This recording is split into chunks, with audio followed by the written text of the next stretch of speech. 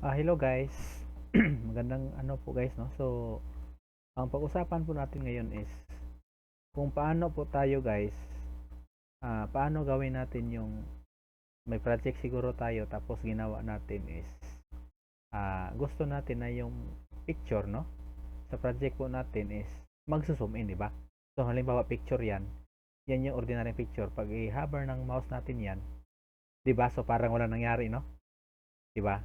So, hindi siya nagsusum in. Okay, so yun yung pag-usapan natin ngayon. So, paano niya yun guys, no? So, para maposible pala yan, punta tayo sa index.html natin ito kung halimbawa sample lang ito, bootstrap, tama. So, dito guys, kita nyo na. So, dito, sa div na may class na box, lagyan natin siya ng isa ulit na div, di ba? So, isang div ulit. Tapos, yung div dito guys, no? So, yung div na yan, diba? Halimbawa lang, no? I-align na muna natin guys, no? So, yung div na yan, lagyan natin yan ng class na, anong class guys? Class equals inner, no? So, sa pamamagitan ng div na ito guys, so yung picture natin, pwede na mag-zoom in, okay? Control S lang natin para ma-savings, no? So, pero kulang pa yan guys, ha? Pansinin nyo guys, ginagawa natin siyang inner. So, pangalawang picture una, wala muna. Di ba? So, halimbawa lang, no? Inner, pangalawa ha? Pansinin nyo. Tapos, sa style natin guys, no? Di ba sa body, no? So, may style tayo dito. Tama?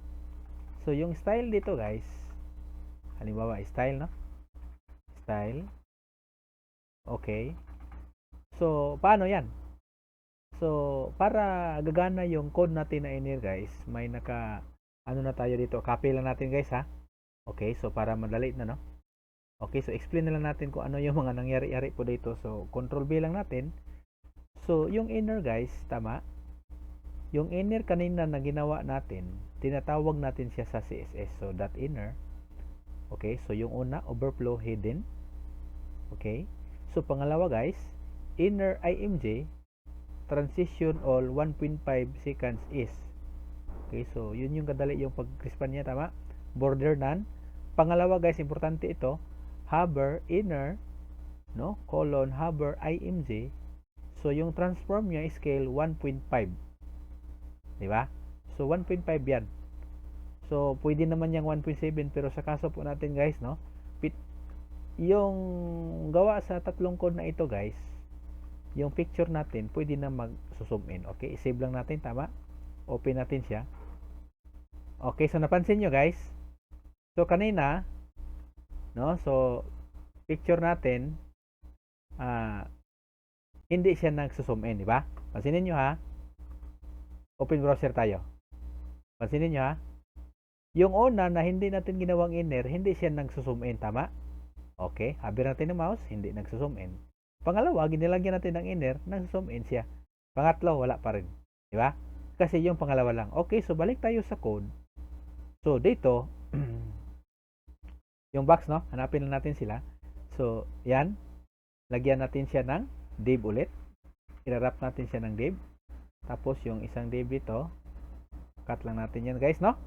So, cut yan. Lagay natin siya dito para medyo hindi magulo. Tapos, yung isang div natin, lagyan lang natin siya ng class na equals. Ano nga yun? Inner. Okay? So, yun yung mali, no? Ma-plus yan. Okay, equals yan guys, no? Inner. Tama. Tapos, yung isa ulit, box. So, yung patakaran dito guys, no, is pagkatapos ng image source, huwag nyong basta-bastang ilagay, no? So, yung image source, doon tayo maglalagay ng isang div, ha? Na div na inner, okay? So, yung isang div guys, no? Cut lang natin yan. Para dito natin i-close, control B lang. Tama?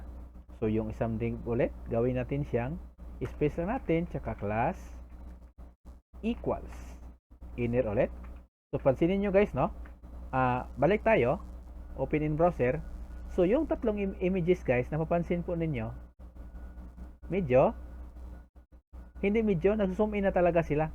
So halimbawa, gusto mo na talaga, sige daw, gusto natin i-try daw na 1.2 o 2.5. 2.5. Ano yung gusto mangyayari dyan?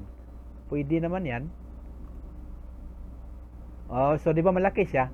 Kasi nga kanina, 1 lang yung ginagawa natin, 1.5. So yung code dyan, yun yung sizing niya, no? So basically, pinakamaganda dyan, 1.5 kasi medyo masakit na rin sa mata. Okay? So 1.5, okay na yan. So, balikan natin guys, no? Irarap natin siya sa class na inner. Tama? Gawa tayo ng div, close natin dito. Tapos, ito lang yung gusto kong i-post dito guys, no? Ito yung code na nagpapagana po sa kanya. So, inner, overflow hidden, inner ulit, img, yung image, no? Transition all, 1.5 second is, border none, inner hover, img, transform. So, pag transform niya, di ba pag hover na natin, tama? Yung scale, 1.5. Di ba? So, hindi siya ganoon kahirap guys, no? So, ito, ayan, gumagana nga siya. Pero tingnan nyo ha, halimbawa, i-comment out natin yan, control natin ng forward slash, so wala na yung code, no? Parang patay yung code. So, open in browser, wala guys. Hindi siya zoom in, tama? Di ba? So, parang ganon yung nangyari sa kanya. Di ba? So, dali lang guys, no? So, ganyan yung pinapakita natin. So, hindi naman siya ganun talaga hirap, no? So, madali lang siya. So, para buhayin natin yung code, control forward slash, buhay na yung code. Balik na ulit tayo ni inner. Di ba? Yan. Okay. So, salamat guys, no? Sa panonood nga pala, no?